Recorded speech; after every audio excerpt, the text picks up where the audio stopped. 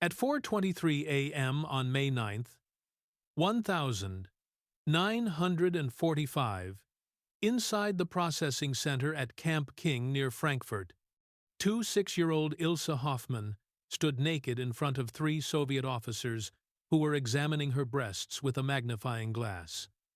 Turn to the left. Now right. Lift them higher.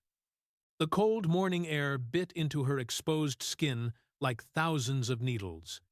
She could hear similar orders being barked in the adjacent rooms, where 47 other German women nurses, signal operators, secretaries from the Wehrmacht were undergoing the same humiliation. She tried to focus on the water stain on the ceiling. Count its edges. Memorize its shape. Be anywhere but here, in this moment, with these hands that weren't touching but somehow violating everything. What Ilse didn't know was that this medical inspection was just the beginning of a systematic dehumanization program that would last 14 weeks and break 23 of the 48 women beyond. Repair. This is the story of how one German woman discovered that the peace after war could be crueler than the war itself, and why Allied records of these processing procedures remained classified until 2019. The Soviet colonel stepped closer. She could smell the vodka on his breath from the victory celebrations the night before. Spread your arms. We need to check for SS blood group tattoos. But Ilse had never been SS. She had been a kindergarten teacher in Dresden before the war, drafted as a communications auxiliary in 1943. The tattoo they were looking for didn't exist. That wouldn't stop them from looking. Everywhere. She's hiding something, the colonel said in Russian. Ilse understood Russian. Her grandmother was from Latvia, but she couldn't let them know that. Check more thoroughly. The female Soviet auxiliary, who had been standing in the corner, approached with a clipboard. Her eyes met Ilse's for just a moment. There was no sympathy there. Only the cold efficiency of someone following orders. Ilse Hoffmann wasn't supposed to be here. 8 months earlier, she had been teaching 5-year-olds how to tie their shoes in a small kindergarten in Dresden. Every morning, she would arrive at 7 a.m., prepare the classroom, and greet each child by name. Guten Morgen, little Klaus. Did you practice your letters? She had never wanted anything to do with the war. Her father, a clockmaker, had taught her that precision and patience could solve any problem. Small gears, Ilse, he would say, adjusting his magnifying glass. Small gears working together make the whole mechanism function. But in September 1944, when the Reich's desperation reached fever pitch, she received her draft notice. Not for the SS, not for anything ideological, but for the Nachrichtenhelferin, the Women's Auxiliary Communications Service. They needed educated women who could operate telegraph equipment, decode messages, relay orders.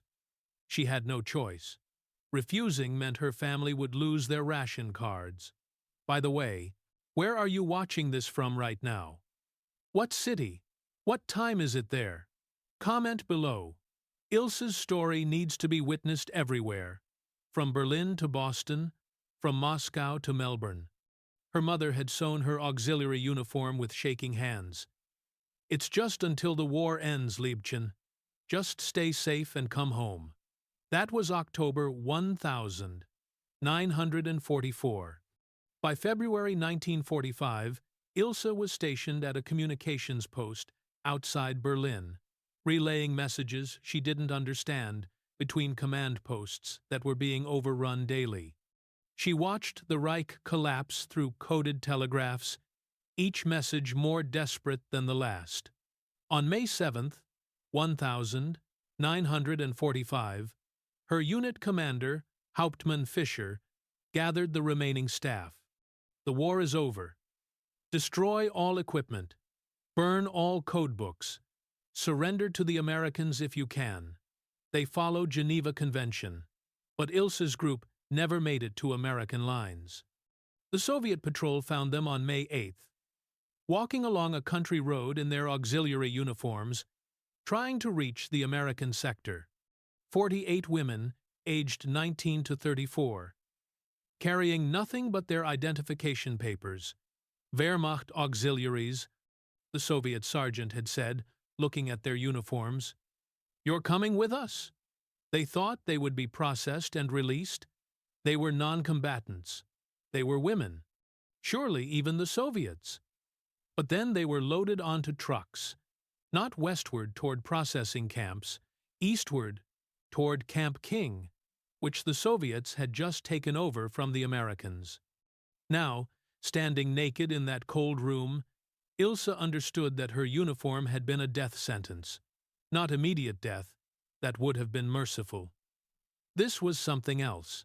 This was about humiliation, about revenge, about making them pay for what German soldiers had done to Soviet women. "She's clean here. She's clean here," the female auxiliary announced, having examined Ilse's breasts for the non-existent SS tattoo. "Check the rest. The rest," as if her body was territory to be mapped. If you want to understand what happened to these 48 women and why both Soviet and American forces buried these records for over 70 years, please hit that subscribe button right now. We're uncovering the stories they didn't want told, the truth that makes everyone uncomfortable. Like this video if you believe these women's stories deserve to be heard. Your engagement tells YouTube that suppressed history matters. Now, back to that freezing room where Ilse stood exposed, about to endure something that would haunt her for the next 43 years of her life. Lie down on the table. The medical examination table was metal, so cold it burned. Ilse could see her breath in the morning air. Around her, 3 Soviet officers and 2 female auxiliaries watched with clinical detachment. "Spread your legs." The female auxiliary approached with what looked like medical instruments, but were being used for something that had nothing to do with medicine. This wasn't about finding tattoos or checking for diseases. This was about power, about degradation. "She's hiding something," the colonel insisted. "Check again." The auxiliary's hands were cold, clinical, invasive. Ilse bit through her lower lip to keep from screaming. Blood filled her mouth, warm, metallic. The only thing she could control. In the next room, she could hear Anna, sweet Anna, who had just turned 19, who had been drafted only 6 weeks ago, sobbing. The sound cut through the thin walls like a knife. "Please." Anna was begging. "Please, I'm not SS. Please." The colonel in Ilse's room smiled. "Your friend is being difficult. Should we bring her here? Maybe you can show her how to cooperate?" This was the game. Make them complicit in each other's humiliation. Make them choose between their own degradation and watching their friends suffer worse. "I'll cooperate," Ilse whispered. The words tasted like ash. "Good. Now we need to check for hidden items. Some of you Wehrmacht whores hide things inside. Jewelry, messages, cyanide pills. There was nothing hidden." They knew there was nothing hidden. The women had been searched 3 times already since their capture. This was just another layer of violation. The examination lasted 47 minutes. Ilse knew because she could see the clock on the wall. She counted every second. 2,820 seconds of hands and instruments and eyes where they shouldn't be. When it was over, they didn't give her clothes back. "Next room. Spix Prof," the colonel ordered. Delousing. But she could see the other women who had already been deloused. Their hair hadn't been cut. They hadn't been given the standard delousing powder. Instead, they were wet, shivering, and had strange marks on their skin. The delousing room was actually a converted shower facility.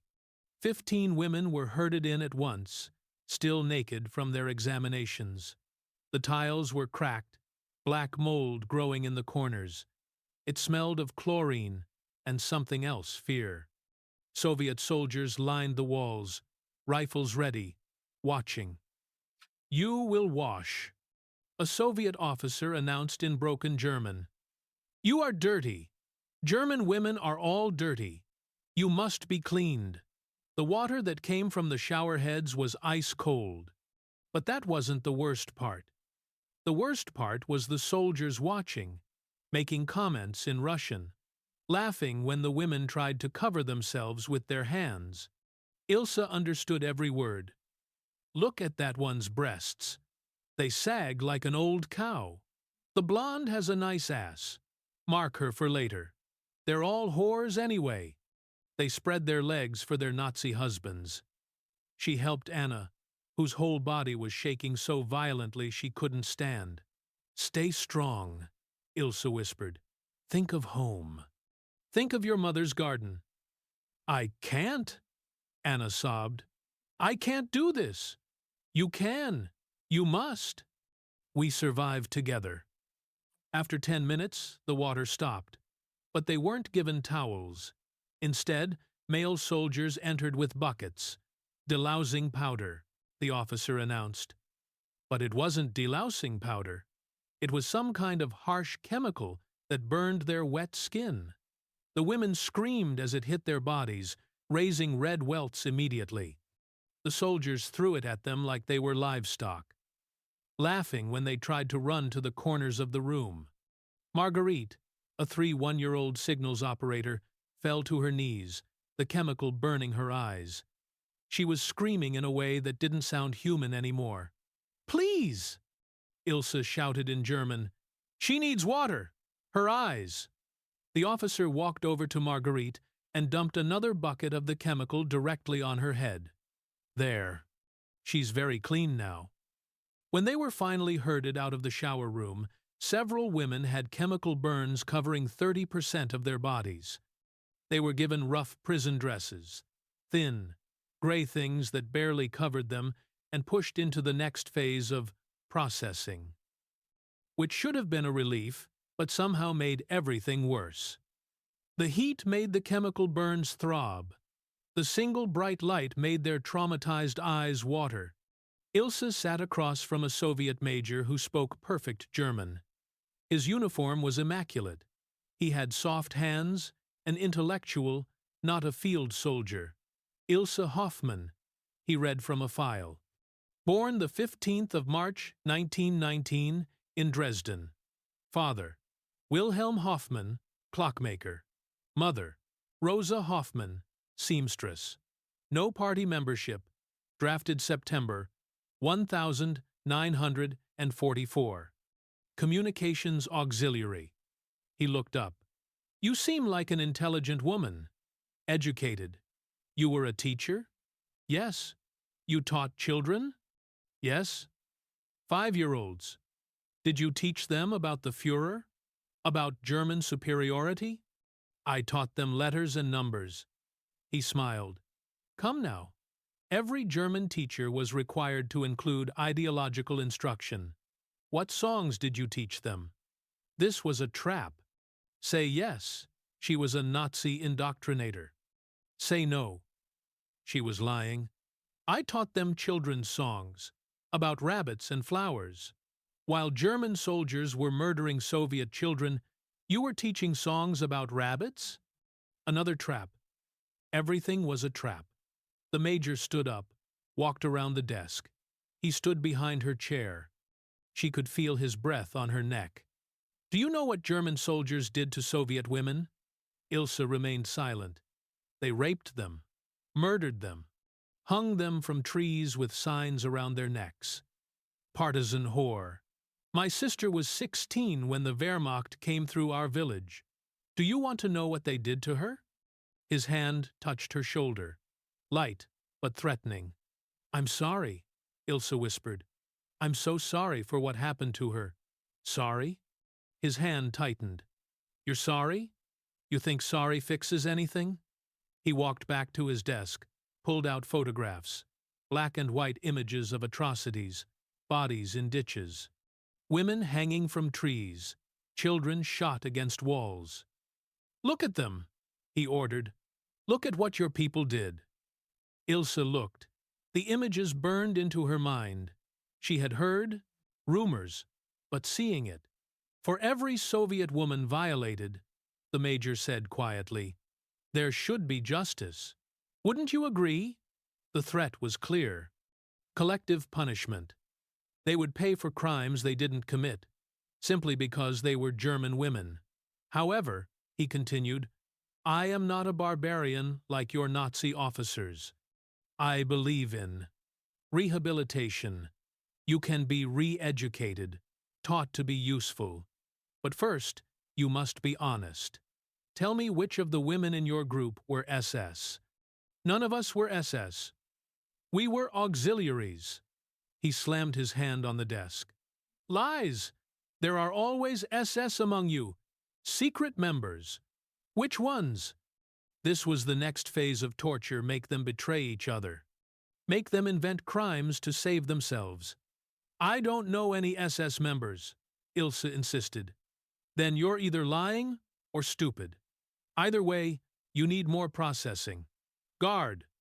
After interrogation, the 48 women were classified into categories, not by their actual roles or crimes, but by their appearance and age. Category A: re-education. Suitable, young, attractive women who could be useful. Category B: labor-suitable. Older or less attractive women for work details.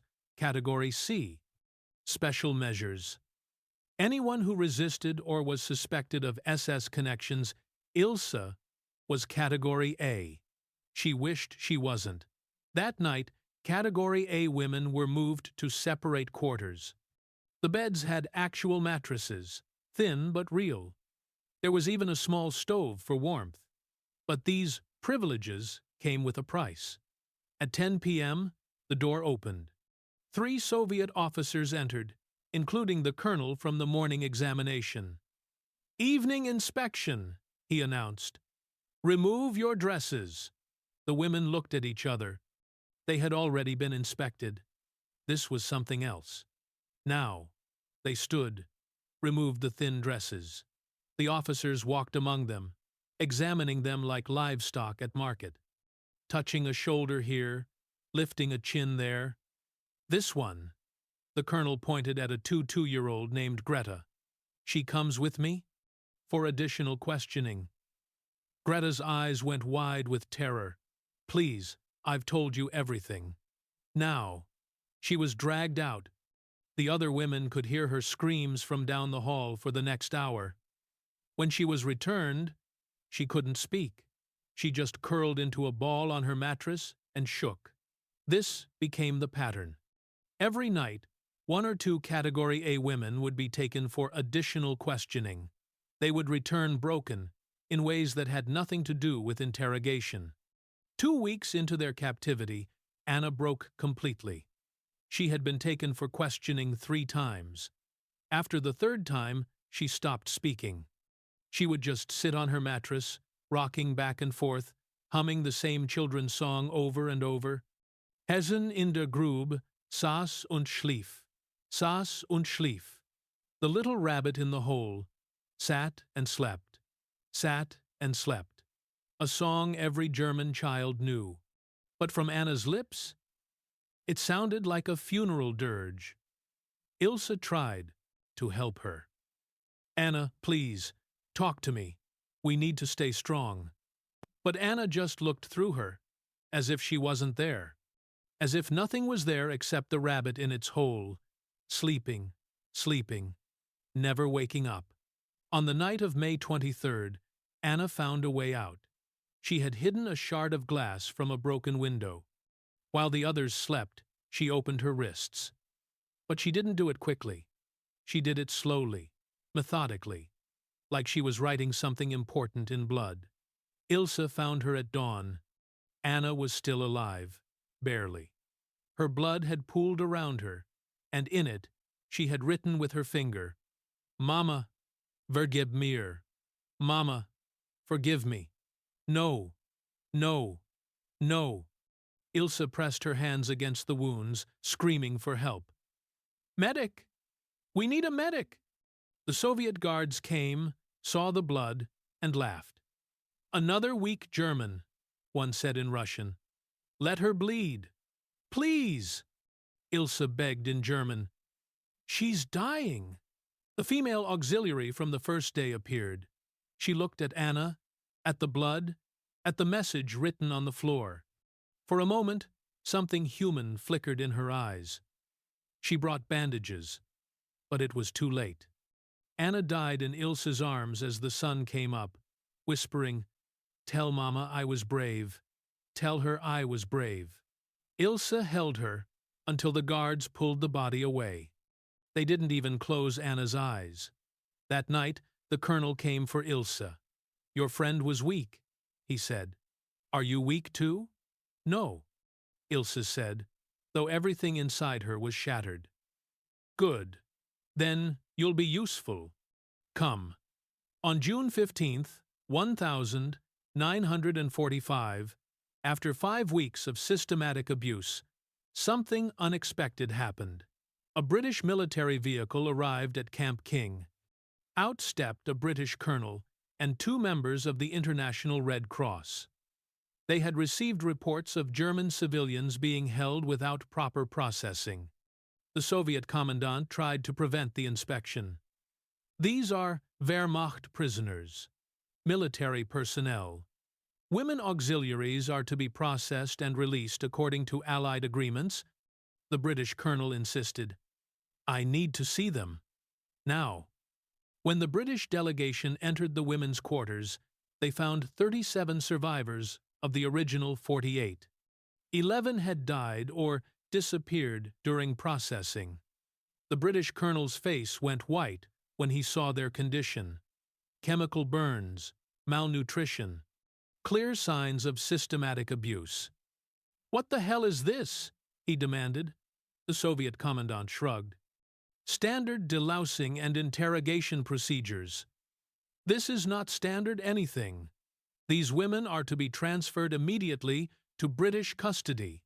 They are Soviet prisoners, captured by Soviet forces. They are non-combatant auxiliaries captured in what is now the British zone. They come with us." For 3 hours, the British and Soviet officers argued. The women waited, not daring to hope. Hope was dangerous. Hope could kill you when it was crushed. Finally, an agreement was reached. The women would be transferred to British custody for final processing before release. As they were loaded onto British trucks, the Soviet colonel pulled Ilse aside. "You tell anyone what happened here," he whispered in German, "and we will find you. We will find your family. There are many Soviet agents in Dresden. Understand?" Ilse nodded. "Good. Enjoy your freedom, Nazi whore." The British trucks drove west, toward the British processing camp at Münster. For the first time in 5 weeks, Ilse saw German civilians walking freely on the streets. Normal people living normal lives, unaware of what was happening in camps just kilometers away. She wanted to scream at them. "Do you know? Do you know what's happening to us?" But she remained silent. They all remained silent. The British processing was different. Medical treatment for their burns and injuries. Actual food, not much, but edible. Real interrogations focused on their roles, not their bodies. Within 2 weeks, most were classified as followers. People who had been drafted with no ideological commitment and scheduled for release. But the damage was done. Of the 37 women who survived, 5 committed suicide within 6 months of release. 8 were institutionalized for nervous conditions. The rest carried their trauma silently, never speaking of what happened. Ilse returned to Dresden in July 1945, but Dresden was gone. The firebombing had destroyed everything. Her parents were dead. Her kindergarten was rubble. She found work in a refugee camp, caring for orphaned children. She never married. Never had children of her own. When asked why, she would say simply, "The war took that from me." For 40 years, she told no one about Camp King. The Soviet colonel's threat echoed in her mind. Even after the wall fell, even after the Soviet Union collapsed, she remained silent. In 1988, she began writing her testimony in secret, page by page, memory by memory. She hid the pages in a tea tin in her apartment in Hamburg. "Someone should know," she wrote. "Someone should remember Anna, who was only 19. Greta, who wanted to be a musician. Margaret, whose eyes never recovered from the chemicals.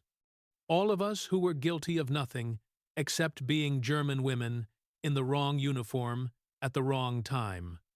She died in 1993, alone in her apartment. Her neighbors found her 3 days later. The tea tin with her testimony was discovered by her nephew while cleaning out her belongings. He tried to get it published. No one wanted it. Too controversial. Too painful. It would upset relations with Russia. It would seem like defending Nazis. The testimony sat in a drawer until 2019, when declassified Allied documents confirmed everything Ilse had written. What happened at Camp King was not an isolated incident.